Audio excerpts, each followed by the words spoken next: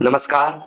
कानून के हाथ लंबे होते हैं, ये बात हम सब ने बचपन से सुनी है। अदालत के कटघरे में खड़े बड़े से बड़े अपराधी को कानून की एक दलील और एक जज का हथौड़ा सलाखों के पीछे पहुंचा देता है। लेकिन क्या हो जब कानून का फैसला सुनाने वाला वो दिमाग ही किसी शातिर अपराधी के जाल में फंस जाए? क्या हो जब एक न्याय करने वाली महिला जज खुद एक ऐसी साजिश का शिकार हो जाए जिसकी स्क्रिप्ट किसी डेटिंग ऐप पर लिखी गई हो? जी हाँ, आज की कहानी किसी आम इंसान की नहीं है। यह कहानी है देश की एक ऐसी महिला जज की जिन्होंने अदालत में बड़े बड़े मुकदमों का फैसला किया। लेकिन बात जब दिल की आई, जब बात सोशल मीडिया के एक चेहरे पर भरोसा करने की आई, तो वो एक ऐसे जाल में फंस गई जहां से निकलने का रास्ता सिर्फ और सिर्फ बर्बादी की तरफ जाता था। कहानी की शुरुआत होती है एक मोबाइल स्क्रीन से, वो स्क्रीन जिस पर हम और आप रोज उंगलियां स्क्रॉल करते हैं। टिंडर एक मशहूर डेटिंग ऐप। आज के इस डिजिटल दौर में अकेलापन दूर करने के लिए या एक आदत दोस्त ढूंढने के लिए लोग इस ऐप का इस्तेमाल करते हैं। इस महिला जज ने भी अपनी व्यस्त और तनाव भरी जिंदगी के बीच एक दोस्त की तलाश में इस ऐप पर लॉगिन किया। स्क्रीन पर कई चेहरे आए और चले गए, लेकिन तभी एक प्रोफाइल सामने आती है, एक हैंडसम, सभ्य और बड़ी बड़ी बातें करने वाला लड़का जिसका नाम मान लीजिए राहुल या जो भी केस में रहा हो, अब आप उसको आरोपी कह सकते हैं।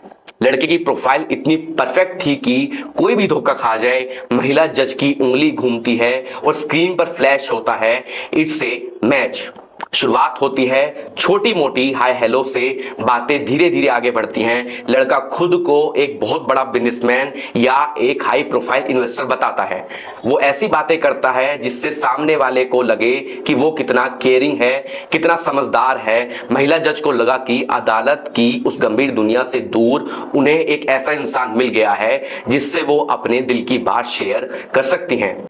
लेकिन वो महिला जज इस बात से बिल्कुल अनजान थी कि जिसे वो अपना हमसफर समझ रही थी, वो दरअसल एक डिजिटल बहरूपिया था। ना दोस्ती मिली, न पैसा मिला और ना ही सच्चा प्यार मिला। कुछ ही हफ्तों में बातों का सिलसिला व्हाट्सएप पर आ जाता है। अब वो दोनों दिन रात बातें करने लगते हैं। जब भरोसा पूरी तरह से जीत लिया जाता है, तब शुरू होता है इस क्राइम का असली गेम प्लान। एक दिन बातों बातों में वो लड़का कहता है, सुनो, मैं एक ऑनलाइन गेमिंग और ऑनलाइन सट्टेबाजी के प्लेटफॉर्म पर इन्वेस्ट करता हूं।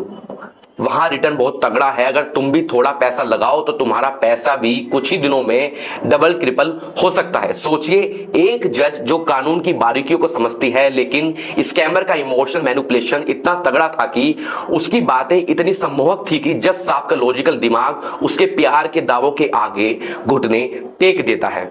शुरुआत होती है छोटे अमाउंट से होती है। लड़का कहता है, तुम बस ट्राई करके देखो। महिला जज कुछ हजार रुपए ट्रांसफर करती है। स्क्रीन पर बकायदा एक फेक वेबसाइट या ऐप के जरिए दिखाया जाता है, देखिए आपका पैसा बढ़ रहा है। यही वो लालच का जाल है जिसमें एक बार पैर पड़ा तो इंसान धंसता ही चला जाता है। अब लड़के की डिमांड बढ़ने लगती है। कभी वो कहता है कि टैक्स लग गया है, कभी कहता है अगर इस बार बड़ा अमाउंट नहीं लगाया तो पुराना पैसा भी डूब जाएगा।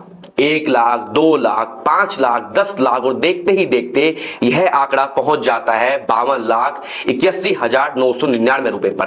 52.5 लाख रुपए एक मध्यम वर्गीय परिवार या एक नौकरी पेशा इंसान की जिंदगी भर की कमाई। महिला जब अपने अकाउंट से, अपनी सेविंग से पैसा उस ठग के बताए खातों में ट्रांसफर करती रहती है। वो लड़का बार बार मैसेज करता था, मैं तुमसे बहुत प्यार करता हूं, बस ये आखिरी बार थोड़ी मदद कर दो, बाद में सब पैसा लौटा दूंगा।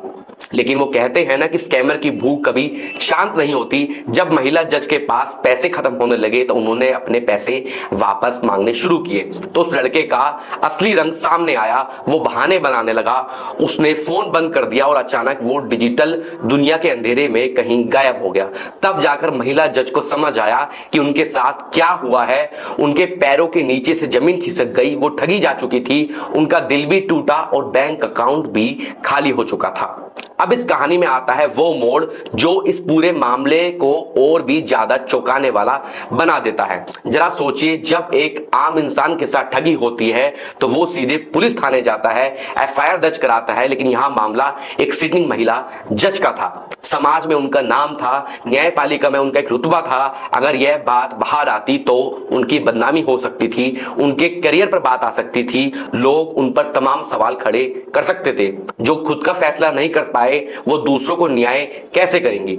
इसी लोकलाज और बदनामी के डर से महिला जज ने वो कदम उठाया जिसकी उम्मीद किसी ने नहीं की थी। उन्होंने अपनी इस ठगी की शिकायत पुलिस में अपने नाम से दर्ज नहीं कराई, बल्कि उन्होंने अपनी घरेलू नौकरानी के नाम का इस्तेमाल किया। जी हाँ, नौकरानी के नाम पर पुलिस में शिकायत दी गई ताकि मामला दब जाए और किसी को कानो कान खबर ना हो। लेकिन कानून की चक्की जब चलती है तो सच बाहर आ ही जाता है। जब पुलिस ने इस मामले की तफ्तीश करनी शुरू की तो बैंक ट्रांजैक्शन के रिकॉर्ड खंगाले गए, वो मोबाइल नंबर ट्रैक किए गए जिससे पैसा ट्रांसफर हुए थे, तो पुलिस के भी होश उड़ गए। बैंक अकाउंट तो नौकरानी का था ही नहीं, पैसे तो सीधे जज साहिबा के अकाउंट से कटे थे। और आखिरकार यह सच मीडिया के सामने आ गया कि टिंडर के इस आशिक ने किसी और को नहीं बल्कि एक महिला जज को चूना लगाया है। दोस्तों, यह कहानी सिर्फ एक क्राइम की खबर नहीं है, यह आज के समाज को एक बहुत बड़ा आईना दिखाती है। यह कहानी हमें चीख चीख कर बता रही है कि डिजिटल दुनिया में बैठा अपराधी आपकी डिग्री, आपका पद, आपकी सैलरी या आपका रुतबा नहीं देखता, वो सिर्फ आपकी एक कमजोरी ढूंढता है। वो कमजोरी जो कभी अकेलापन बनकर तो कभी ज्यादा पैसे कमाने के लालच के रूप में हमारे सामने आती है।